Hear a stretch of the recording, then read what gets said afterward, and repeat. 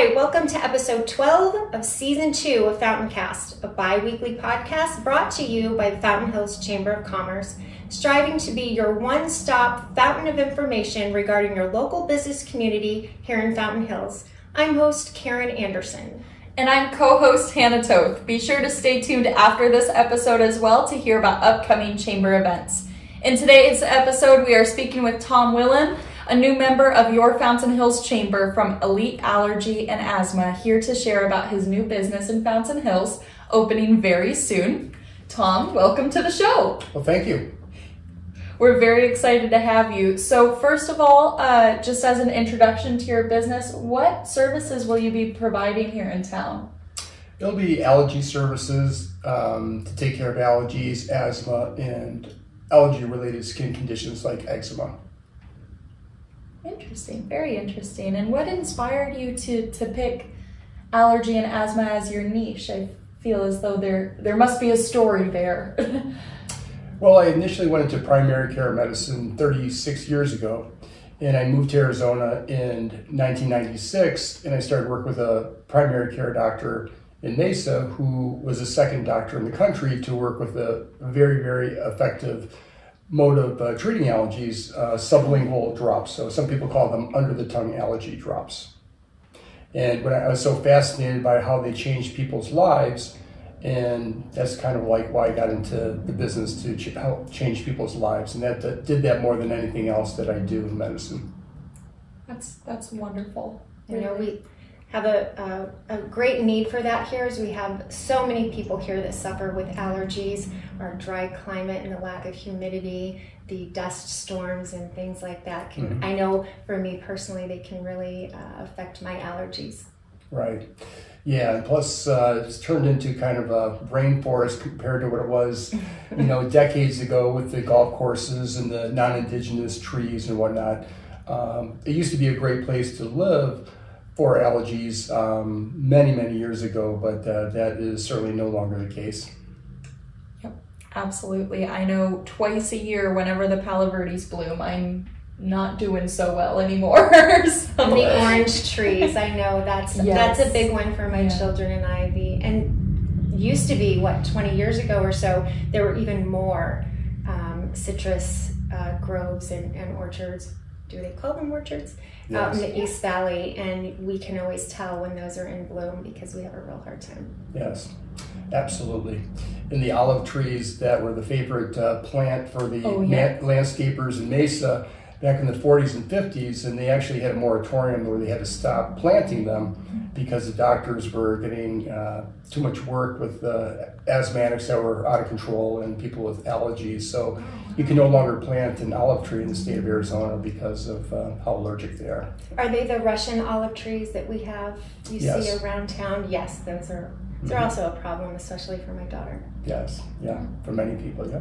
That is so interesting. I did know about the moratorium, but I did not know that it was due to allergies and asthma. That's fascinating. Yes.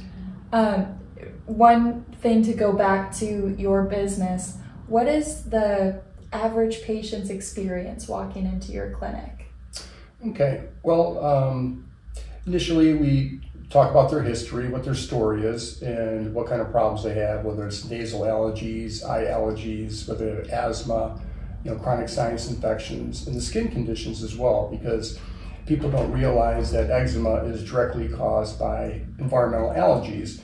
In the literature, they talk about food allergies being the concern, but I found by treating them for their environmental allergies, it's a very rare person that does not respond completely, no matter how severe their eczema is. Yes. Yeah.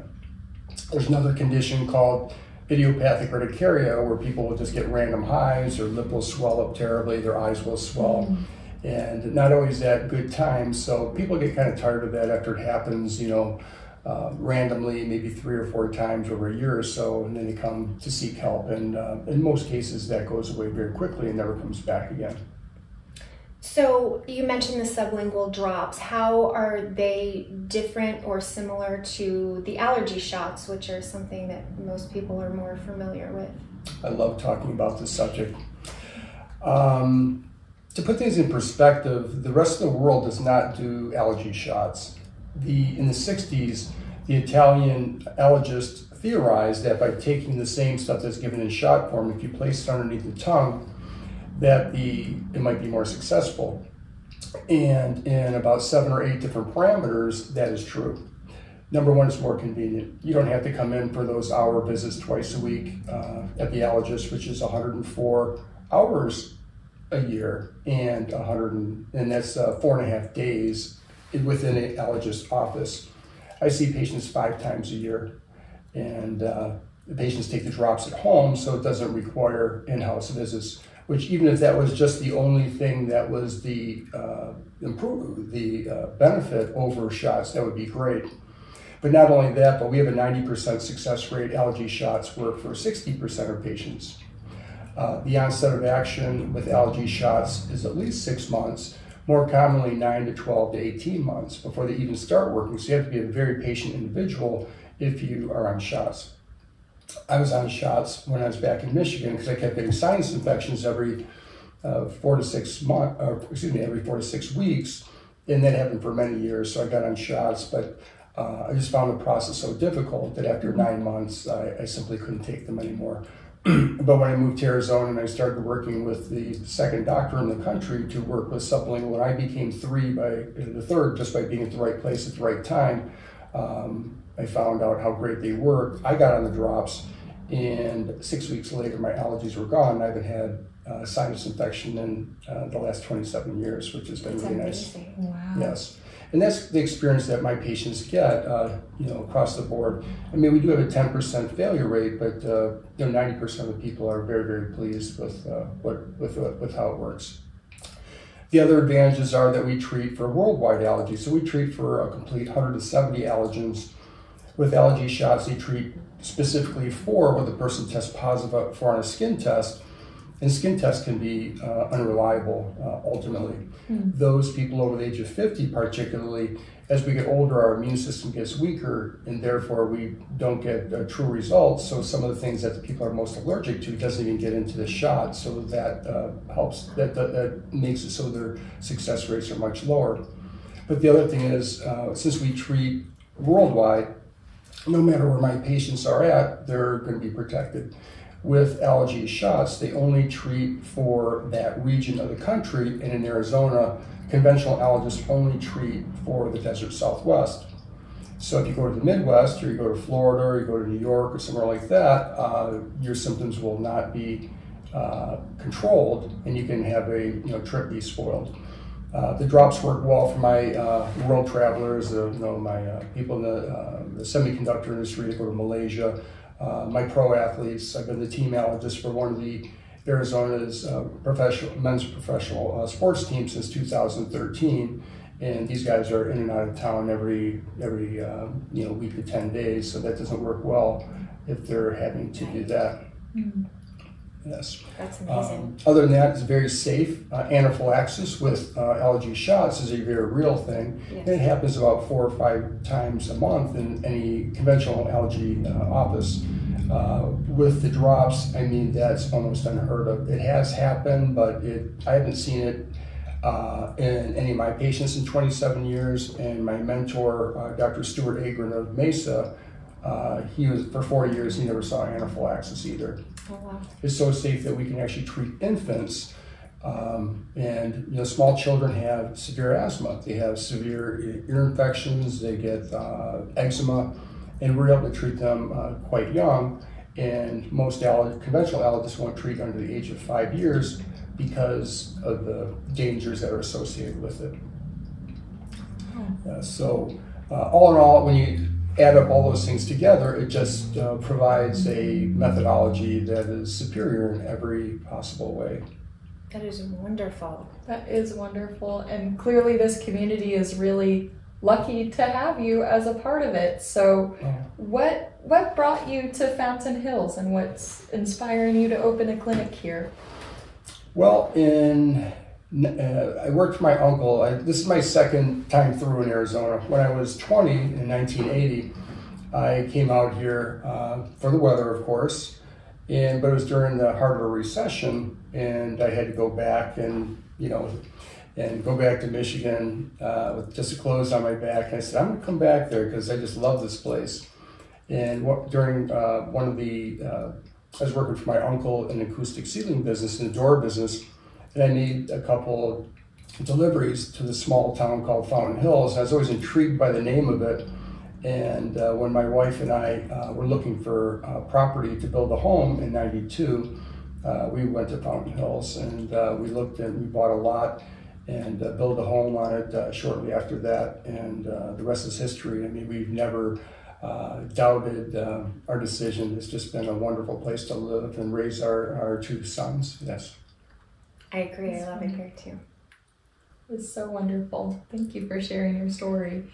And what is your experience, just in general, been so far in our community? Oh, it's just been, it's just such a warm place to live. The small town feel. I mean, the beauty. I can, ride my road bike anywhere in town and feel safe. I go mountain biking at McDowell Mountain Regional Park and race competitively. And it's just, there's nothing not to like about Fountain Hills. Do you do the McDowell Mountain race every year?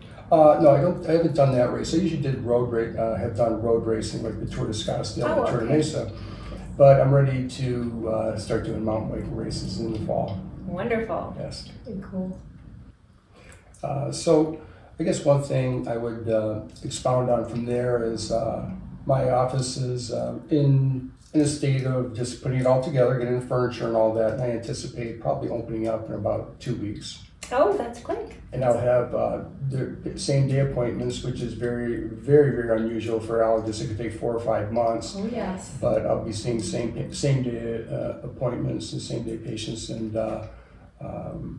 rolling out the red carpet. That's always been the most important thing for me in medicine, is to provide patients with not only good medical care, but making sure it's efficient and a pleasant experience all the way around. And where's your office located? It is right across from the new Honor Health facility, about 300 yards that way. Wonderful. From the Chamber of Commerce building. Are you going to let us do a ribbon cutting for you? Absolutely, positively, yes.